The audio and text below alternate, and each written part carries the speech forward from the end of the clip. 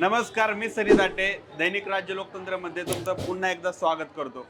आपण आता सध्या आहोत पुण्यामध्ये मानाच्या तिसऱ्या गणपतीजवळ म्हणजेच गुरुजी तालीमजवळ.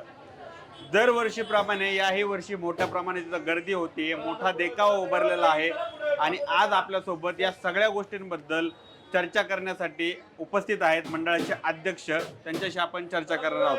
सर, दैनिक राज्य लोकतंत्रमध्ये तुमचं मनपूर्वक स्वागत सर्वप्रथम. नमस्कार. सर, एकंदरीत काय सांगाल आपल्या मंडळाचं स्थापना आणि या सगळ्या गोष्टी ज्या काही सांस्कृतिक पद्धतीने जोडल्या गेलेल्या आहेत. मानाच्या 5 गणपतीमध्ये तिसरा गणपती आपला आहे. काय सांगाल एकंदरीत गणपतीबद्दल? सर्वप्रथम मी सांगतो, माझं नाव संजय नानिवडेकर. मी अध्यक्ष नाही, मी मंडळाचा सेक्रेटरी आहे.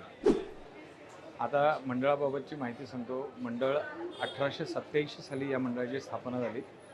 गुरुजी तालिमीमध्ये या मंडळाची स्थापना झाली. खाजगीवाले उस्ताद नालबन शेख असे 4 जण, शिंदे असे 4घांनी मिळून या गणपतीची स्थापना केलेली आहे. या मंडळाची हा हिंदू मुस्लिम ऐक्याचा गणपती म्हणून ओळखला जातो. टिळकांनी सार्वजनिक गणेशोत्सव चालू करायच्या आधी 5 वर्ष या मंडळाचा उत्सव चालू झालेला आहे. टिळकांना सार्वजनिक उत्सवाची प्रेरणा देणारच एक प्रकारे हे मंडळ आहे. आमची ही जी मूर्ती दिसते ही 2010 साली केलेली आहे. अशीच मूर्ती 1972 साली केलेली आहे. आपल्या मंडळाच्या मार्फत रक्तदान शिबिर,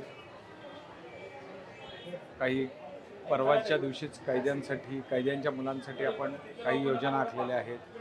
त्याचप्रमाणे गरजू विद्यार्थ्यांना पुस्तक वाटप, वही वाटप अशा पद्धतीने आपल्या मंडळातर्फे कार्य केले जाते.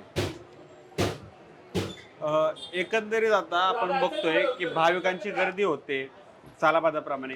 ही गर्दी तुम्ही कशी हाताळता, कशा प्रकारे हाताळता? आमचे कार्यकर्ते उत्तम प्रकारे याचे नियोजन करत असतात. सकाळ संध्याकाळ वेगवेगळे कार्यकर्ते असतात इथे. मंडळाचे अध्यक्ष प्रवीण परदेशी यांच्या मार्गदर्शनाखाली व कार्याध्यक्ष पृथ्वीराज परदेशी यांच्या मार्गदर्शनाखाली सर्व कार्यकर्ते आम्ही काम करत असतो. मूर्तीचं एक उदाहरण आहे, उंदरावर बसणारी मूर्ती आहे. मोठ्या प्रमाणात या मूर्तीची चर्चा होत असते महाराष्ट्रामध्ये. ही काय सांगाल या मूर्तीच्या एकंदरीत? हे बालरूप म्हणून आमच्या जी गणपतीची मूर्ती आहे हे बालरूप आहे. आपल्या गणपतीची मूर्ती हे बालरूप गणपती म्हणून आहे. अशी मूर्ती तुम्हाला सहसा कुठेही आढळणार नाही. अशा प्रकारची ही पहिलीच तयार केलेली मूर्ती आहे. एकंदरीत आपण बघतो की हे उंदरावर बसणारे गणपती लोकप्रिय झालेली आहे. हे उंदरावर बसण्यामागं किंवा काय एकंदरीत यामागं कॉन्सेप्ट होता, काय तुम्हाला माहिती आहे का इतिहास? हो, 1972 साली जेव्हा ही मूर्ती बनवली तेव्हा आम्ही लहान कार्यकर्ते होतो. पण असं आहे की उंदरा म्हणजे उंदीर हे गणपतीचं वाहन आहे. आणि मग ते पुढे ठेवण्यापेक्षा तो कन्सेप्ट त्याच्यावरती बसलेलाच दाखवावं या दृष्टिकोनातून त्यावेळेला ही मूर्ती बनवली. आपल्या एकंदरीत मंडळामार्फत काय काय आपण इथं उपक्रम घेतो आणि व्यतिरिक्त गणपतीचे 10 दिवस तर आपण करतोच हे सगळं. आमचं या व्यतिरिक्त आमच्याकडे स्थिर सजावट असते. गणपतीच्या मूर्ती व्यतिरिक्त बाकी कुठल्याही मूर्ती मोठे नसतात. ही स्थिर सजावट असते आमची असते ती. बाकी आमचे वर्षभराचा कार्यक्रम मी आधी सांगितल्याप्रमाणे केलेले आहे. दहीहंडी उत्सव असतो. त्याच्यानंतर सार्वजनिक म्हणजे समाज उपयोगी म्हणून रक्तदान असतं. त्याचप्रमाणे गरजू विद्यार्थ्यांना काय वही वाटप, कोण गरीब वगैरे असतील त्यांच्यासाठी काही सर्व कार्य. आणि महत्त्वाची गोष्ट, ह्या मंडळाने 1988 सालापासून वर्गणी बंद केलेली आहे. जो काही उत्सव साजरा केला जातो हा सर्व कार्यकर्त्यांच्या सहभागातून केला जातो. म्हणजे एकही रुपया वर्गणी न घेता आम्ही वर्गणी घेत नाही कोणाकडनं. अच्छा.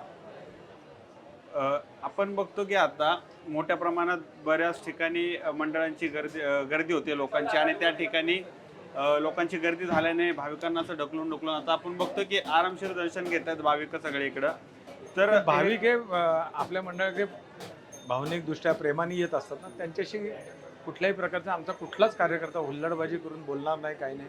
फक्त पुढे चला असं सांगत राहतील. कोणी थांबलेले असतील तर कोणाला धक्काबुक्की करणार नाहीत, काही नाही. कुठल्याही प्रकारचं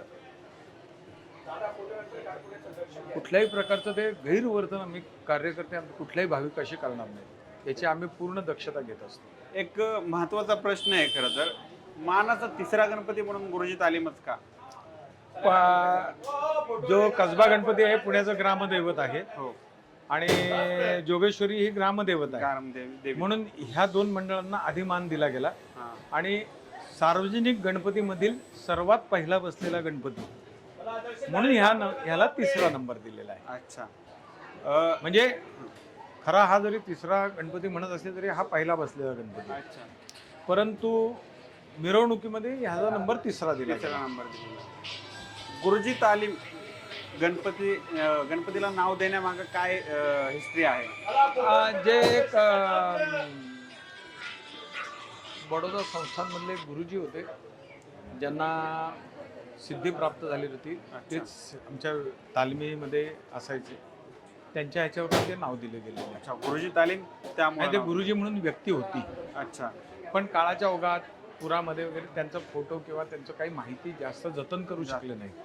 आतासारखी काही व्यवस्था नव्हती, अच्छा, म्हणून त्याची माहिती एवढी जास्त जतन करू शकलेली नाही. ठीक आहे. एकंदरीत भाविकांना लोकतंत्राच्या माध्यमातून काय संदेश देतात? संदेश आता मी देणारा कोण संदेश, त्यांनी सर्वांना चांगली बुद्धी द्यावं हीच आमची इच्छा. ठीक आहे, खूप खूप धन्यवाद सर ओके. लोकतंत्राशी बोलल्याबद्दल. आपले आभार. एक मिनिट.